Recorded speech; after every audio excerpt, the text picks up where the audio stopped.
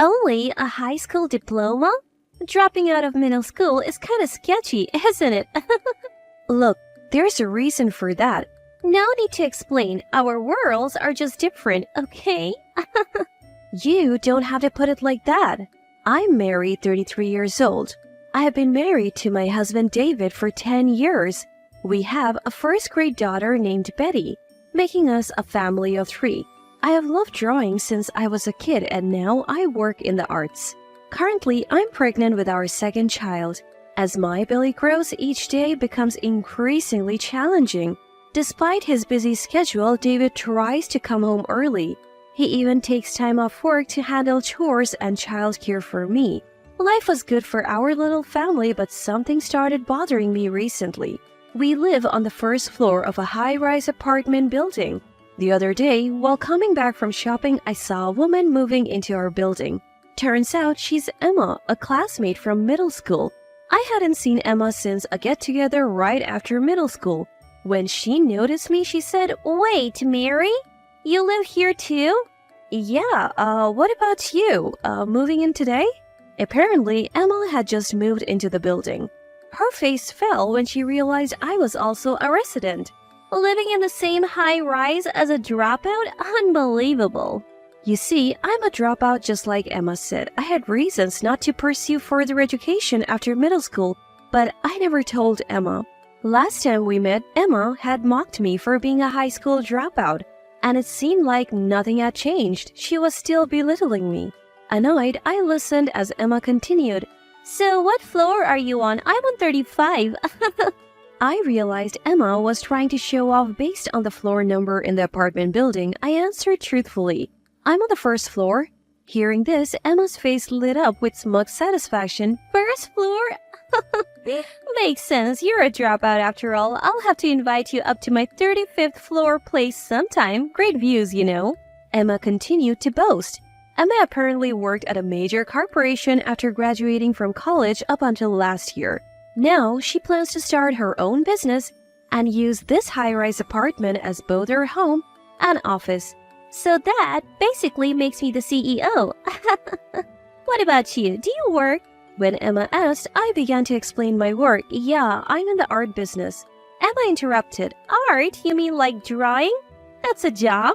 Feeling belittled, I snapped back. "I've turned what I love into a career, and it is a real job."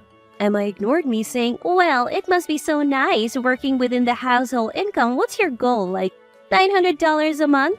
I just listened in silence, not having the energy to retort. People like you who dropped out live in a different world from elites like me. Just then, David and our daughter Betty, dressed in work clothes, walked up. "Mom." "Oh, Mary, do you know each other?" When David spoke to me, Emma looked up and down and laughed. "Is this your husband in work clothes?" Feeling insulted, I finally snapped back. "Why are you laughing? That's rude." Emma continued unapologetic. "I wasn't laughing. He's just the type I would expect for a dropout like you. Two-income family on the first floor. He must not make much either." Finally, I had enough of Emma's rudeness. "How dare you say that about my husband? Apologize." Emma laughed and said, "Why would I apologize? By the way, are you pregnant?" It was then she finally noticed my pregnancy. "Yes, I'm 7 months along." "Must be tough financially with another child on the way." "Can you even afford to live here?" I didn't want to hear any more of Emma's snide comments. I grabbed David and Betty and headed home. Emma called out after us, "See you. Come up to the 35th floor if you ever want a good view." But I ignored her and went inside. I couldn't shake my anger at Emma all day. Why did she have to say those things? That night, after Betty had gone to sleep, David asked me what had happened. I told him about Emma, how she had made fun of me for being a dropout and belittled my work. David's face turned red and he seemed even angrier than I was. David knew about my past, including the fact that I dropped out of school and chose to marry me with a complete understanding of who I am. We decided to keep our distance from Emma since the anger towards her didn't seem to subside for a while. Luckily, we didn't run into Emma for a month, allowing us to live our lives peacefully. Then one day, we received a postcard for a school reunion.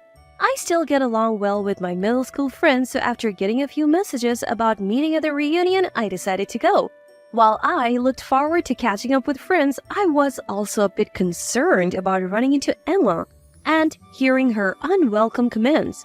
But thinking that after having a baby, I would have fewer chances to meet my friends, I set aside my worries about Emma and decided to attend the reunion, and then the day of the reunion arrived. The reunion took place in a rented hotel ballroom. As soon as I arrived, I met up with friends I hadn't seen in years, and we immediately fell into enjoyable conversation. It had been a long time since we had all caught up, and there was so much to talk about. Our friend group has always been tight-knit regardless of gender. Some have become mothers, others fathers, and we all love catching up about our families and careers. But then, out of the blue, we heard Emma's voice from behind. Ugh, breathing the same air as poor people is making me sick. As expected, Emma had shown up too. We hadn't noticed her since we were only speaking with friends we were actually close to. Emma was wearing heavy makeup and a flashy dress that seemed out of place. Both my friends and I sighed at her over the top appearance and her consistently bad attitude. Even back in middle school, she was self-centered and made awkward comments. She was someone we tended to avoid. Nothing has changed. Even now at 33, she is as obnoxious as ever, and we couldn't help but roll our eyes. One friend finally broke the silence. Emma, who are you calling poor? She replied, who else? But Mary, she's a dropout, so she's poor and lives on the first floor. I live on the 35th. It's like a master-servant relationship. Emma laughed after saying this. A few friends were angered by her comments and confronted her, but Emma showed no signs of remorse. She continued, If you don't want to be called poor, why don't you move to an older apartment that suits you? Haha. Completely oblivious to the looks she was getting, she continued to belittle me. Why don't you just leave, you $900 a month earner? From this reunion and from that fancy apartment building. Hearing this, my friends looked puzzled and asked, Mary, do you only earn $900 a month? I replied, no, that's just what Emma believes. While we were talking, Emma interrupted, What are you two whispering about? Mary's living comfortably on her husband's income, doing a part-time job because she's a dropout, and I am a CEO. That's when a male classmate nearly spoke up. Emma, do you not know Mary is a well-known artist? Upon hearing this, Emma looked baffled and asked, An artist? Who cares? I decided to come clean with Emma, not wanting to let her arrogance ruin the mood of the reunion any further. I actually studied art in France, right after middle school. I didn't complete a formal program, so you could say I dropped out. Upon hearing this, Emma scoffed. What? France? Studying? Art is just a hobby, isn't it? You're still a dropout who ran away because you didn't want to study. Emma clearly didn't get it, so I elaborated a bit more. I spent several years training, and now I manage an art gallery while also creating my own works. Believe it or not, I have fans and have even held my own exhibitions. Some classmates here have even bought my art. In reality, I was a young artist known within certain circles. After training in France, I returned to New York and kickstarted my career as an artist, which finally blossomed in recent years. As for David, we met at one of my exhibitions and clicked instantly, which led to marriage. Even with all this explanation, Emma still didn't seem to get it. Come on. An exhibition is still just play, right? I am a CEO. I'm clearly winning here. Exasperated, I replied, This isn't about winning or losing, Emma. You may think I'm foolish for pursuing art, but I take my work seriously.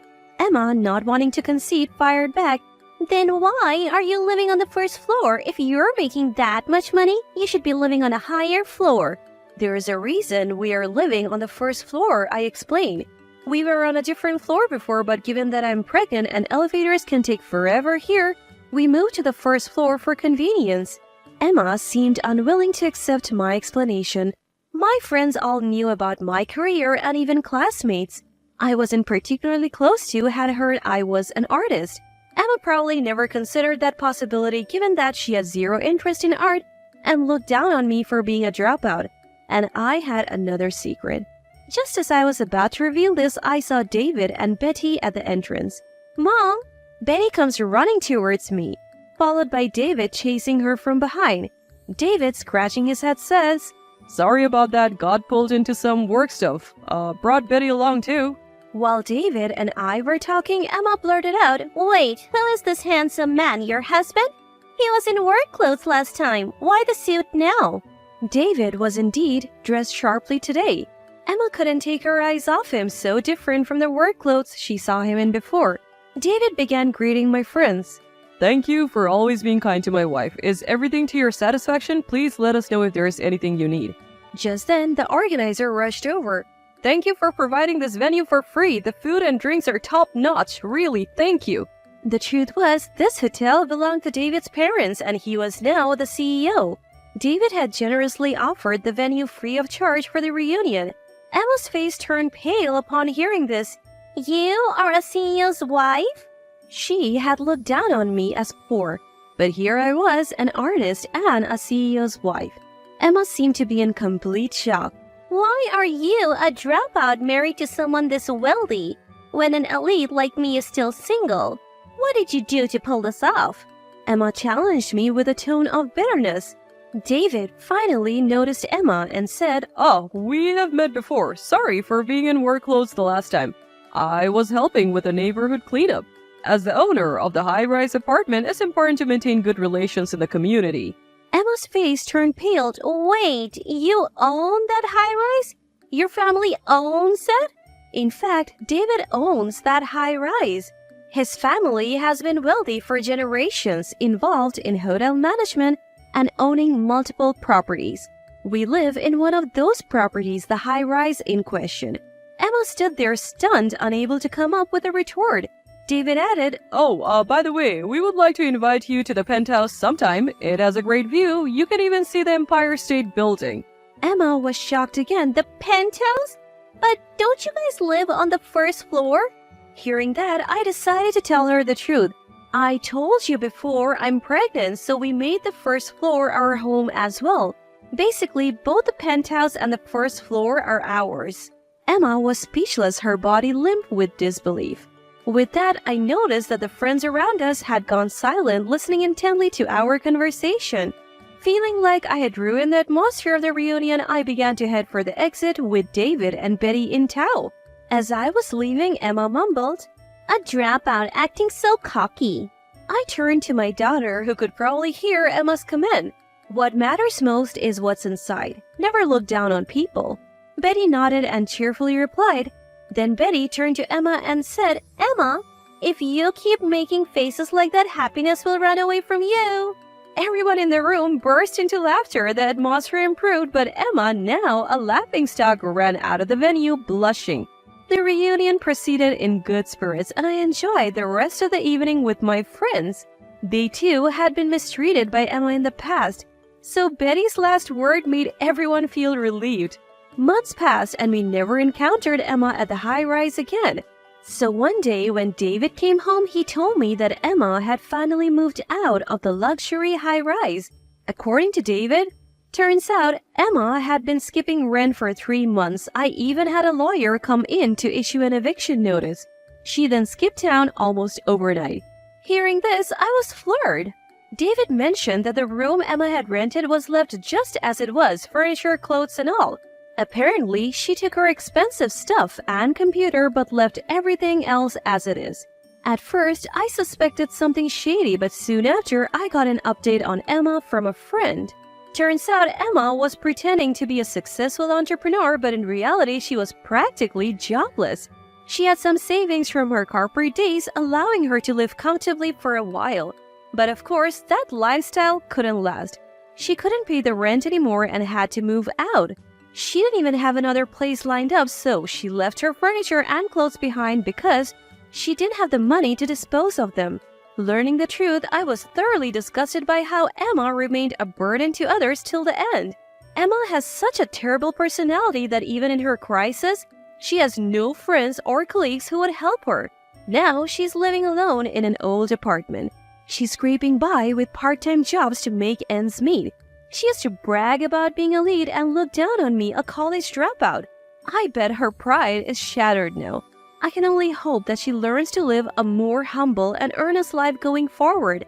As for me, I continue to enjoy my life painting pictures and spending time with my daughter and husband. Our family of 3 gets along wonderfully, and I'm excited that we will soon become a family of 4, including the baby on the way. I intend to keep doing everything I can to protect my family's happiness.